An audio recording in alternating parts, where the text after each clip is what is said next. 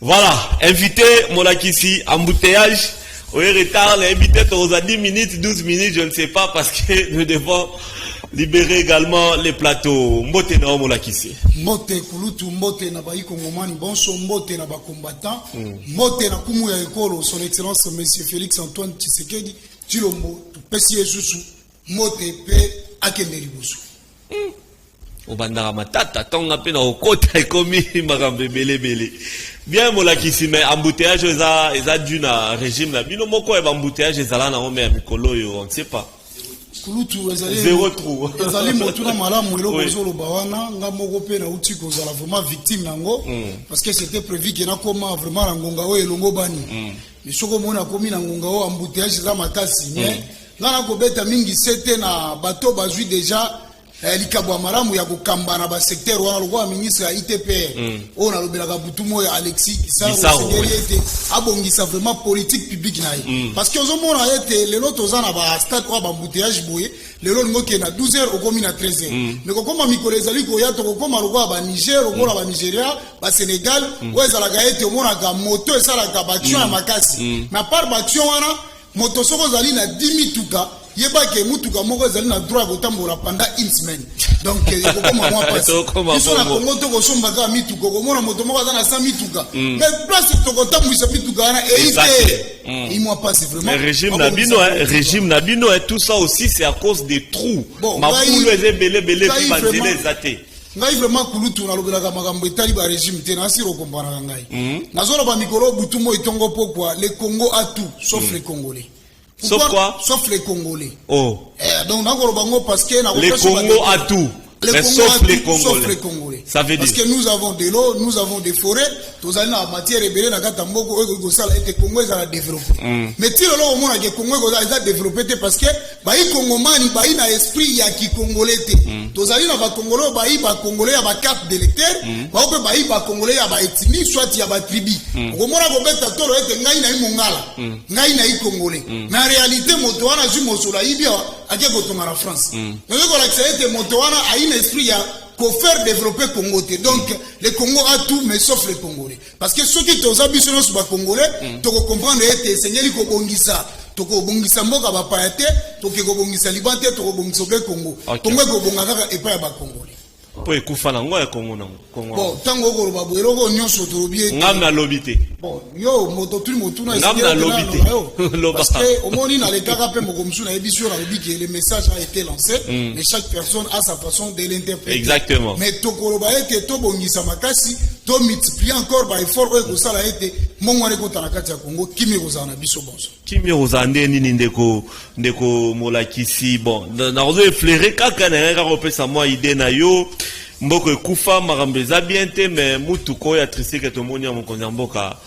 bato mabe baza koloba pe na ndenge mabe pona bato mabe entre guillemets selon bato na bino nde baza koloba c'est un peu trop kolenche mutu koloba n'importe quoi sur une petite chose de 30 000 ou 20 000 ou 25 000 dollars Molakisi ndenge bato na bino ba koloba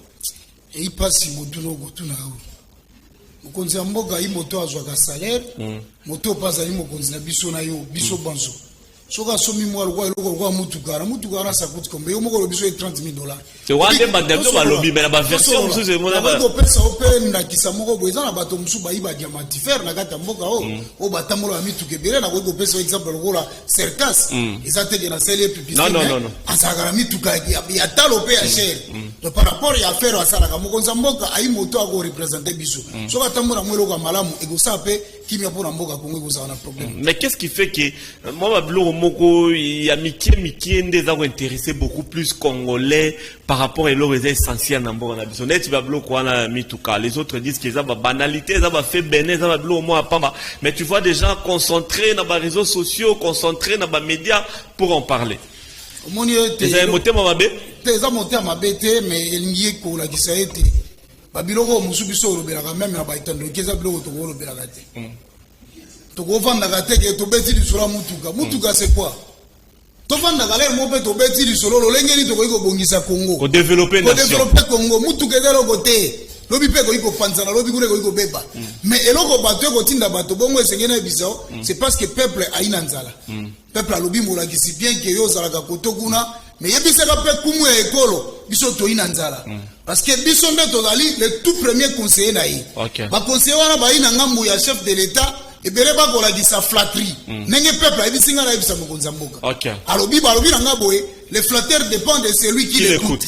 donc soki akoyoka mingi bango akozalaka na problème mais soki ayoki peuple azwi peuple acomprendre eke peuple nde moto ayi moto ya liboso oyo esengeli ete asoutenir ye moto ya liboso apesa ye conseil donc matoi ya mokonzi ya mboka esengeli ayokaka mingi peuple ke bato bazali na entourage na ye parce que cela ne veut pas dire que si vous avez beaucoup de conseillers que vous aurez toujours de bons conseils. Il faut que ça rappelle parmi 100 conseillers aux gens à Bango, au moins à mi balé batu ba na ba conseiller malam. Nyo so wana au moins à baeka batu ba jalelo, musu baeka pour la flatterie, mais na suka nango au moins que mboka exact makamunenge kende. Na ko perso exemple moko boy, o elagisi ke ba ikongomani balingi mokonzi na bango. Mora ki ba makambo e uti ko leka o balo bela ki mingi makambo coup d'état, makambo d'état. Mora ki ke peuple abimaki na nzela. Peuple ango zoloba on dirait zalaika ya bino ba combattant ou tu kopé sambote en ebandel ya biso omoni mi ba combattant ou tu kopé ça mbota mali kambo ete bande ko ba kompo tango na ko lobera peuple imina nzela ngana ko tala makambo ya oyo ya représentation ya parti politique ité ngana ko tala ete ba mboka mingi ya ba batala ki ete peuple abimaki na nzela. Donc il a dit que balingi na mokonzi na bango continuer mandat donc na suka mais loko ka mokonzi sengela sala abeta kaka tolo na libumu ya peuple congolais peuple akolela nzala to soto bongisi ka makamanzala omona histoire mutuka ngana to beta ngo soute au moins histoire même ya avion to okipa ngote. Très bien to réfléchissement mukende ko mola kisi développement ya Congo nzala po esila po social comme bien na moko na biso ça passe par quoi? Bon eloko ya liboso na ebisio na uteko lo bano na lubiete to zali na Congo, mais soit ba Congolais, oui. Donc ce qui mboka oyo elingi ete développer na ba plan nyonso et aussi na volonté politique na biso bonso. Volonté politique. Yo kana sola ya biso bonso. Ba déjà bazwi likabo ya malamu ya kokamba mboka. Exemple to kolobela loko motali ministre soit ya agriculture. C'est bien, vous avez ministre agriculture, mais sengele ete toloba ninge to bagaraka ta constitution l'article 93 au balobel biso le ministre est le responsable de son département. Exactement. Il faut la savoir de quoi est-ce que vous êtes capable na oyo tangé so moni ke mosolezo ko gate kende kuna beta tango ba batiro mosolo pour être peuple sani ali ya malamu ya ngonde ko sunga biso to tsaka volonté politique au monde a gagné. Mais avoir né tozo kende bien malamu te. Bon tango to ko rubira to ko kende bien to malamu te eloko ya liboso Laurent na kolubana yo eza pasi pe mawa bandeko ba jui déjà libaku ya kokamba biso na ba ministère wana bazo kokate nang ba convaincre nga awario bazo convaincre te premièrement ministre économie ndenge omona lobelaka ebutumo itongo poko ngai moto wana na satisfait ngate OK alobaka ngo butumo itongo poko na zaka pona ko lengela moto te parce que ba komona nga pe na ndaku na bango très bien ngai na saka politique teke na yé pour la lobby après lobby na tongo na leki na ndako ropesi na 5000 francs okomona ngata mo commenter na ministre économie pour na yo azo sa musala te na bolo bango butu pozo sabino soni eza pas si mais ola ka ipa pepe ola ka ipa pepe ko pesa bango pio di na $30 siko pio de mo na te so to beta ka maboko na ko la nzaka alenga mo la tsina na commission